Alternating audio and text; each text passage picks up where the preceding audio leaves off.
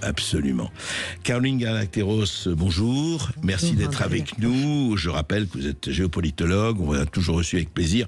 Docteur en sciences politiques. Vous dirigez le think tank Géopragma et vous venez de lancer votre chaîne Paix et Guerre. En ce moment, c'est plutôt la guerre, d'ailleurs, dont nous parlons, hélas. On aimerait parler plus de paix. Mais je voudrais savoir, alors, on a vu tout ce qui se passe en ce moment, depuis le 7 octobre, nous sommes presque à un an du 7 octobre, de ce qui s'est passé avec le massacre du militant de Hamas sur les kibboutz israéliens, de la riposte extrêmement violente et massive d'Israël sur Gaza, et puis tout le reste, maintenant qui s'étend effectivement, le Hezbollah, l'Iran, le Liban, etc. Mais la première question que je voudrais vous poser, c'est... la géopolitologue que vous êtes, comment en ce moment, parce que il y a des réactions énormes partout, comment réagissent, je ne dirais pas les pays les plus proches, on va en reparler, mais la Russie, l'Amérique, les États-Unis, et puis ces BRICS. Je rappelle que effectivement, on en parlait, c'est du 22 au 24 octobre, il y aura un très grand sommet des BRICS, vous savez, tous les pays du Sud, enfin les très grands pays du Sud, à Kazan, en Russie. Donc, comment ils réagissent? Comment ça se passe aujourd'hui? Alors, si on relève effectivement ce qui est très important, oui. À faire, très important de faire ça, de prendre la lorgnette et voilà, prendre un peu de hauteur. Regarder un peu pourquoi les uns et les autres réagissent comme ça, parce que là on a le nez sur l'événement, sur l'horreur, sur les souffrances d'un côté, de l'autre. Enfin bon, mais pour éclairer, il faut monter effectivement. Alors, ce qu'on peut dire, c'est que il y a étonnamment, quel que soit le grand affrontement, la grande rivalité globale qui est en train de se structurer autour du pôle des BRICS, qui se renforce vitesse grand V, face à un Occident qui a beaucoup de mal à se relever de tout ce qu'il a fait depuis 30 ans, en fait, et du discrédit que ça a entraîné. Bon, ça, on pourra en parler pendant des heures. Bon, il y a cette rivalité. Mais là, sur ce qui se passe en ce moment au Moyen-Orient, je pense que, à la fois, même la Maison-Blanche actuelle, même celle de Biden, même celle de Biden, même celle de Biden, de Blinken, de Sullivan, de tous les va-t-en-guerre côté ukrainien, mais qui sont quand même à un mois de l'élection, d'une élection extrêmement compliquée pour eux, qui donc sont, j'allais dire, très impuissants par rapport à ce que peut faire Israël. En fait, oui, puis il y a une fenêtre d'opportunité extraordinaire pour l'État d'Israël. Mais ce que je veux dire, c'est que entre cette administration-là, la Russie, la Chine et l'Iran,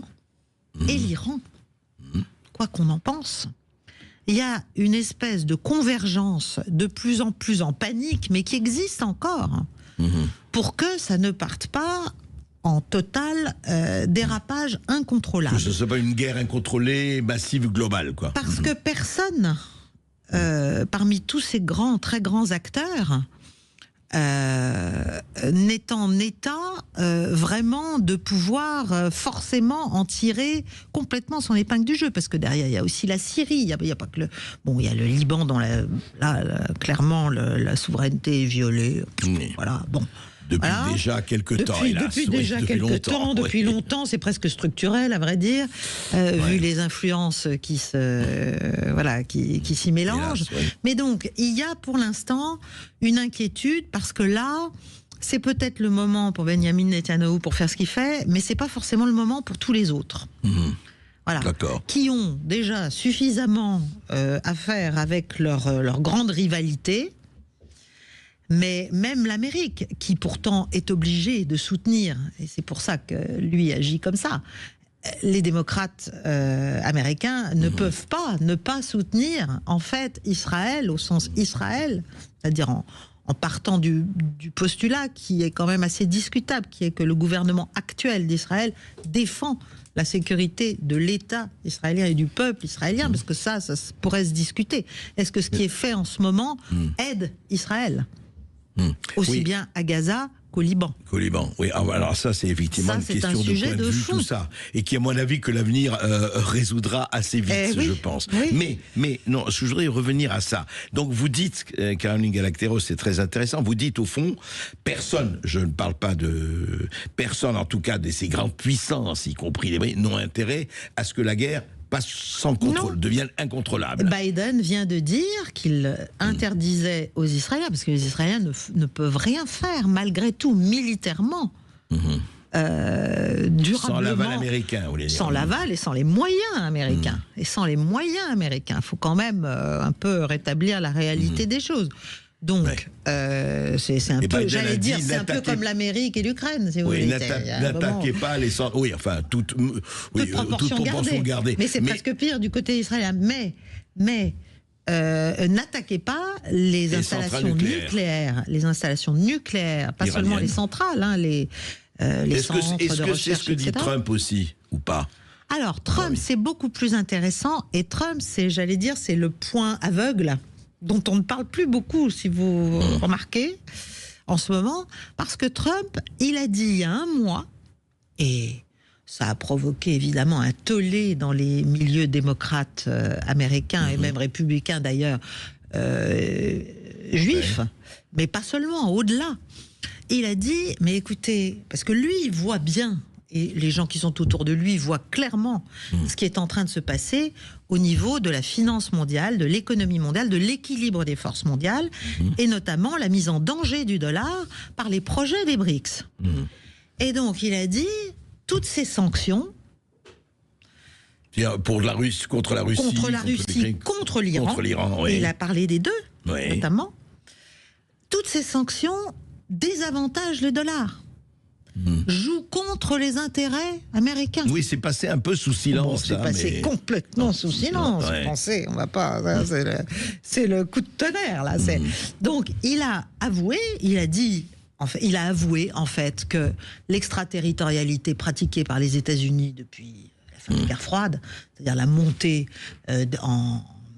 en gamme de toutes les tensions contre des pays dès qu'ils ne font pas ce que l'Amérique leur demande de faire, politique américaine, en fait, finit par se retourner contre la politique américaine elle-même et contre la puissance américaine et l'influence américaine et contre la place du dollar dans le monde. Et il a donc dit, il faut les lever au plus tôt.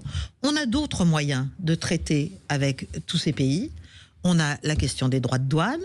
On a tout simplement les accords commerciaux à discuter, enfin le bargaining à la Trump, qui pratique avec tout le monde. Oui, c'est intéressant. Lui dit let's make a deal, quoi. Voilà, let's make a deal. Voilà, et je pense que c'est aussi je pense qu'il est très clairvoyant là-dessus, parce que si l'Amérique veut récupérer son influence au Moyen-Orient, qu'elle est quand même en train sacrément de voir tomber aussi, parce que les BRICS, c'est pas seulement la Russie, la Chine, l'Inde, l'Afrique du Sud et le Brésil. Maintenant, il y a l'Arabie Saoudite dedans, il y a l'Iran dedans, il y a les Émirats Arabes Unis dedans. Intéressant, donc, vous avez vu juste un mot. Ils ont refusé l'Algérie. Oui. Les BRICS. Intéressant. So far, oui, pour le moment. Oui. Voilà, alors, pour le moment. Et la Turquie est là aussi et demande, etc. Donc il y a cette grande bascule. Et donc Trump, il a compris que... Et c'est là qu'il y a la question de la sécurité à la fin d'Israël. Et de qu'est-ce que ça veut dire, la sécurité d'Israël à horizon de 10 ans, 20 ans. C'est pas juste éliminer, juste poum poum poum, taper dans le tas et jusqu'au dernier. Ça va pas marcher, ça va pas suffire, parce qu'en fait le reste de la région est en train de se restructurer complètement et de se restructurer dans ses alliances. Et Israël va devoir en tenir compte d'une manière ou d'une autre. Non, bien sûr. D'une manière ou d'une autre. Et donc l'Amérique a peut-être, et l'Amérique d'un Trump qui reviendra au pouvoir, c'est peut-être l'idée d'un grand marchandage moyen-oriental. C'est ça.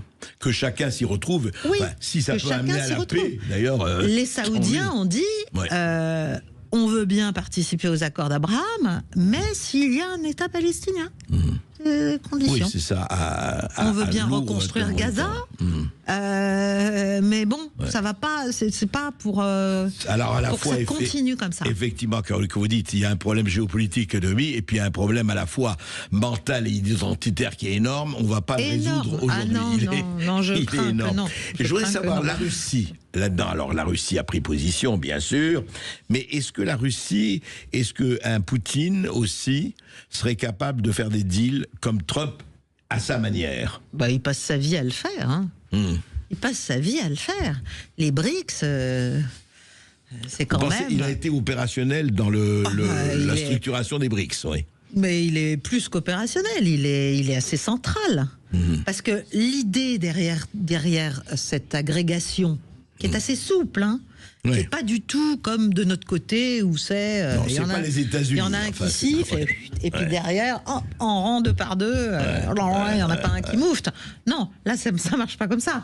C'est une association de pays qui vont mettre en commun des intérêts manifestement convergents, mais qui ont aussi, qui ont le droit. Et d'ailleurs, la Russie le dit sans arrêt. Les uns et les autres, je sais plus. C'était en parlant de l'Inde. L'Inde peut tout à fait avoir des relations avec les États-Unis. Oui, mais c'est donc un autre modèle de relation interétatique. Par exemple, a pris des positions assez favorables à Israël. Bien sûr, il est fait partie des BRICS. Chacun fait sa politique. Chacun fait sa politique. Ça, et c'est toute l'attractivité du modèle. Hein. Ouais. C'est toute l'attractivité du modèle. Il n'y a pas un chef qui non, dit c'est pas. Ce qu'il faut faire. Ouais. Hop, voilà. Ouais. Et il y a quand même plus d'une 50aine de pays qui candidatent, qui sont là. Voilà.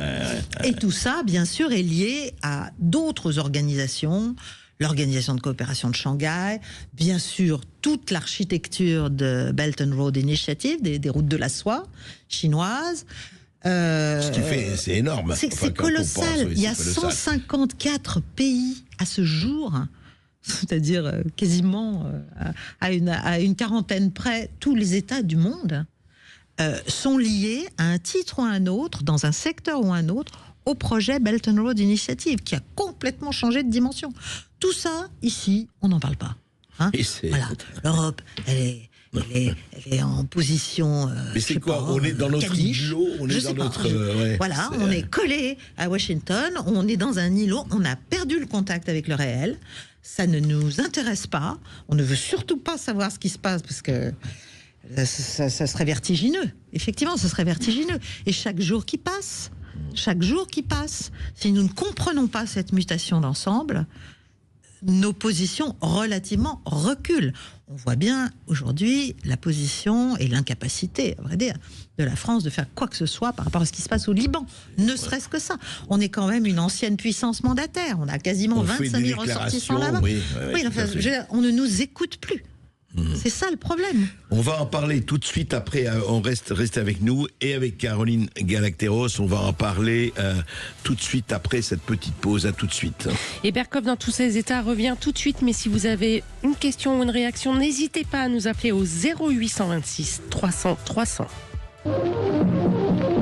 Les Français parlent au français. Les carottes sont cuites. Les carottes sont cuites. Sud Radio Berkoff dans tous ses états. On espère tous que les carottes ne sont pas complètement cuites parce que je ne sais pas dans quel état nous serions. Paix et guerre, c'est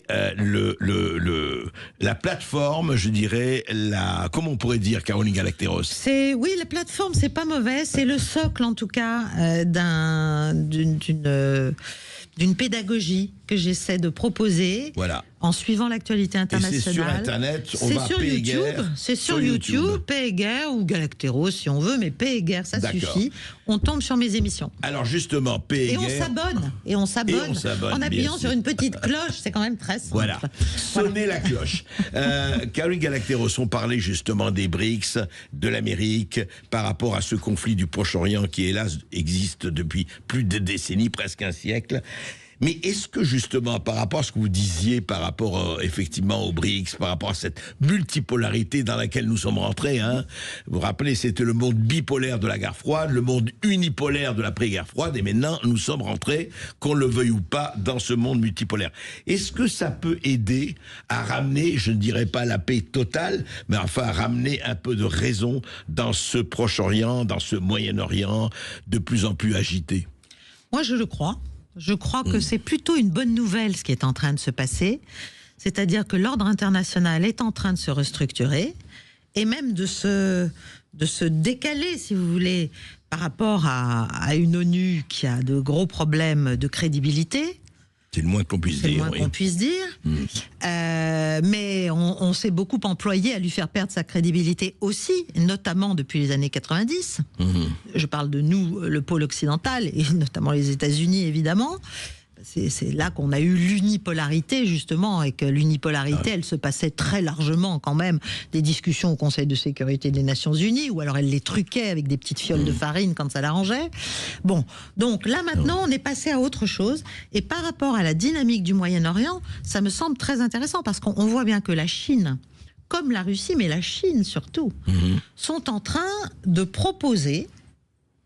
Et la Russie aide aussi beaucoup en embrayant sur tous ces thèmes, des principes d'organisation d'un ordre international plus équitable, moins ingérant, parce que c'est quand même ça le sujet. Et on voit bien qu'au Moyen-Orient, un certain nombre de puissances, au premier rang desquelles l'Arabie Saoudite et l'Iran, il ne faut pas oublier qu'en mars 2023 a été rendu public un rapprochement qui était en germe depuis longtemps entre les deux États. Par la Russie au départ. Par la Russie au départ. Annoncé à la fin et mise en scène par la Chine.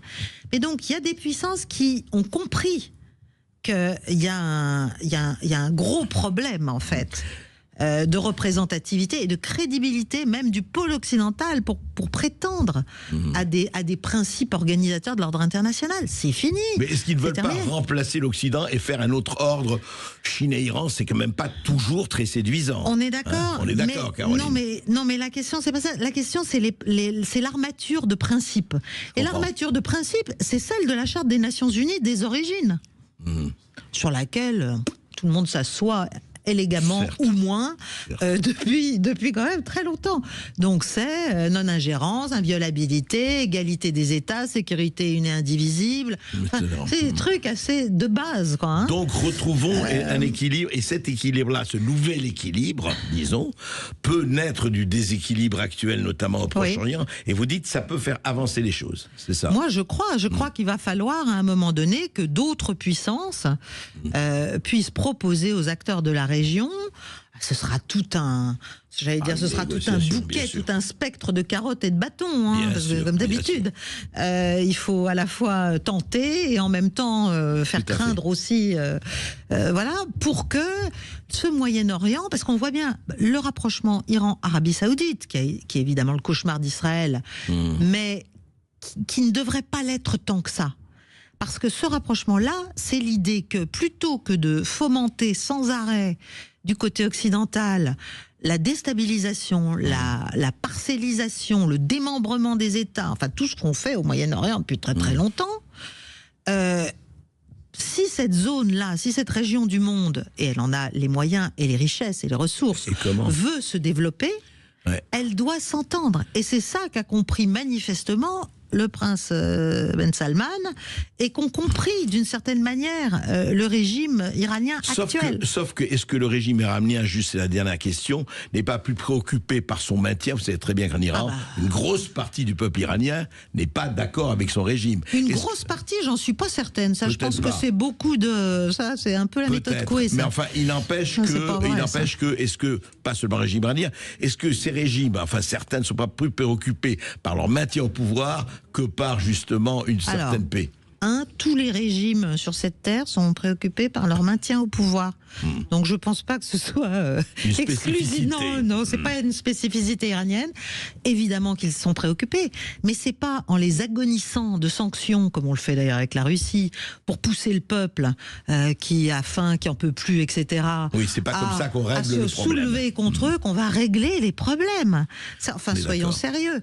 On va le régler justement en dedans de l'air. Donc toute la question, c'est à la fin, quelle est la volonté véritable de ceux qui écrasent, étouffent ou au contraire peuvent donner un peu d'air. Parce que la montée des BRICS, la montée de ce pôle de puissance et d'influence alternative, il vient de l'inéquité devenue tellement flagrante de nos pratiques. Et puis surtout, il vient de leur montée pratiques. en puissance et de leur développement, il ne faut pas l'oublier. Absolument. Si l'Inde n'était pas l'Inde et la Russie étaient restés en 90 au temps d'Helsinki, ils ne seraient pas là. Ah voilà, et bien maintenant ils sont là. Eh bien, Caroline Galacteros, elle nous a donné effectivement la perspective d'un souffle d'air et j'espère que dans votre plateforme, eh bien, la paix l'emportera sur la guerre. C'est tout mon objectif. Voilà.